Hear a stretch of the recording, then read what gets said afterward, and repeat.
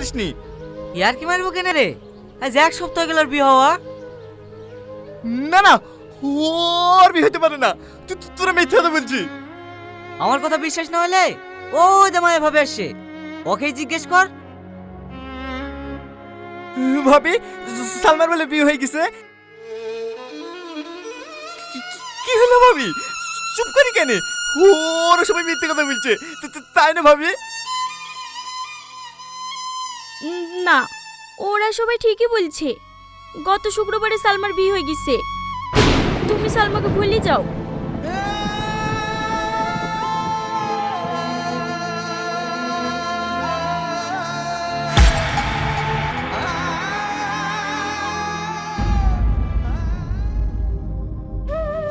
Salma, Salma, Salma.